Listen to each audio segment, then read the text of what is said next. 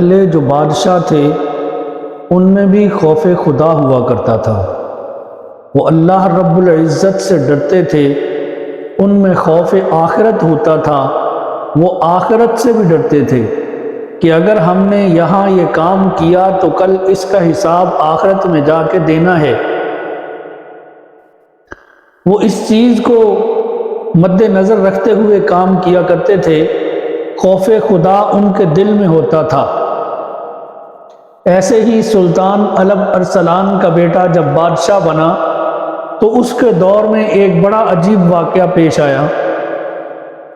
وہ کیا تھا کہ سلطان ایک دن شکار پہ نکلا اصفہان کے علاقے میں، وہاں شکار میں اس کو رات پڑ گئی شکار کرتے ہوئے۔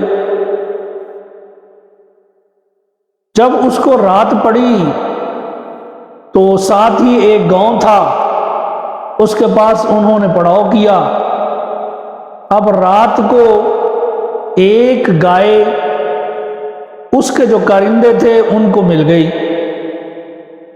اب گائے کا کیا تھا کہ اس گائے کے 3 بچے تھے جن کو وہ دودھ پلایا کرتی تھی، لیکن کارندوں کو تو اپنا مطلب چاہیے تھا۔ انہوں نے گائے پکڑی، اس کو ذبح کیا، اس کے کباب بنائے، بوٹیاں بنائیں اور اس کو بھونا اور کھا گئے۔ وہ گائے ایک غریب عورت کی تھی، بیوہ عورت کی تھی۔ اس کو جب خبر ملی تو وہ بڑی پچھتائی بیچاری۔ اس نے کہا کہ اب میرا کون ہے، کون میری سنوائی کرے گا، وہ تو بادشاہ ہے وقت کا۔ خیر بڑا سوچ بچار کیا، ادھر ادھر جاننے والوں سے مشورہ کیا، لیکن کوئی بات سمجھ نہ آئی۔ بیچاری کو اسی طرح تڑپتے ہوئے غم زدہ اس کی رات گزر گئی۔ صبح اٹھی تو اس کے ذہن میں بات آئی کہ میں جا کر بادشاہ سے ہی کیوں نہ بات کروں، آخر وہ ہمارا بادشاہ ہے، اللہ نے اس کو ایک مقام دیا ہے، ایک مرتبہ دیا ہے، تو وہ ہمارا بادشاہ ہے، ہمارے لیے ہی تو ہے، وہ ہمارا کام نہیں کرے گا تو پھر کس کا کام کرے گا؟ چنانچہ اس نے رخت سفر باندھا اور بادشاہ کے دربار میں پہنچ گئی۔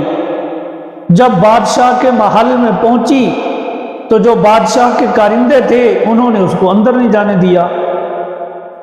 خیر اس نے بڑے حربے استعمال کیے، بڑے اس نے بہانے لگائے، بہت کچھ اس نے تگ و دو کی، لیکن انہوں نے اس کو اندر نہ جانے دیا۔ بیچاری مایوس ہو کر وہاں سے واپس لوٹ آئی۔ اب گھر آ کر بیٹھی ہے کہ میں کیا کروں۔ 1 دن 2 دن 4 دن گزر گئے، ہفتہ گزر گیا، 10 دن گزر گئے۔ اسے خبر ملی کہ بادشاہ اکیلا شکار پہ جا رہا ہے۔ چنانچہ اس نے کہا کہ اب بادشاہ سے بات کرتی ہوں۔ بادشاہ جس راستے سے شکار پہ جا رہا تھا وہ عورت اسی راستے پہ جا کر ایک دریا کے پل پہ بیٹھ گئی چھپ کر۔ جب بادشاہ وہاں سے گزرا،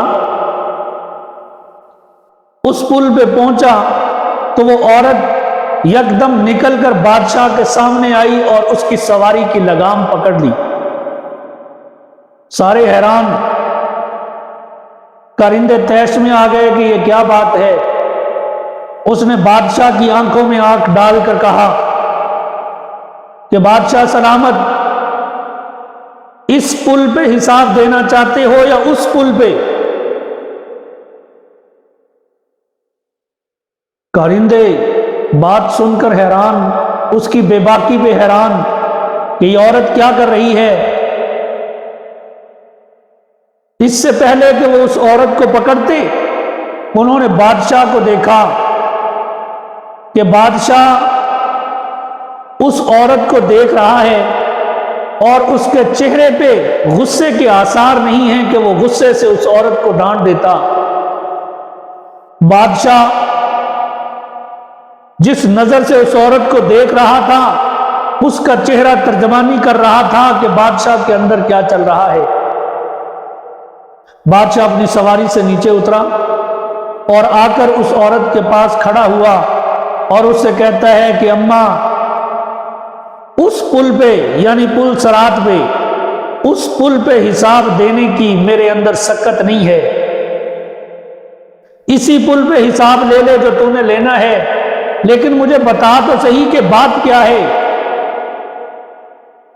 چنانچہ اس عورت نے بادشاہ کو سارا ماجرا سنایا کہ میری تو گزر بسر ہی اسی سے ہوتی تھی، اس طرح کر کے تیرے سپاہیوں نے پکڑا ہے اور اس طرح میری گائے کے ساتھ یہ حشر کر دیا۔ تو بادشاہ نے اس عورت سے کہا کہ میں تجھے اس گائے کے بدلے میں 70 گائیں عطا کرتا ہوں۔ اپنے کارندوں سے کہا کہ اس عورت کو 70 گائیں دی جائیں، اور اس عورت سے کہا کہ تم خوش ہو؟ تو وہ عورت کہنے لگی کہ میں بڑی خوش ہوں، اور بادشاہ کو دعائیں دینے لگی۔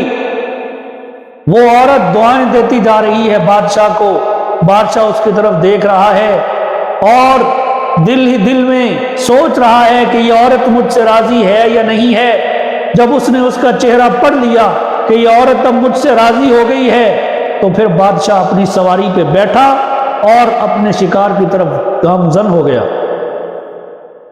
میرے محترم دوستو، یہ اس وقت کے بادشاہ تھے جن کے اندر خوف خدا اور خوف آخرت تھا۔ وہ سوچتے تھے، وہ جانتے تھے کہ کل آخرت میں ہماری پکڑ ہو جائے گی، وہاں پہ تو کوئی بچانے والا بھی نہیں ہے، کل ہم کس طرح اپنے کیے کا وہاں پہ حساب دیں گے۔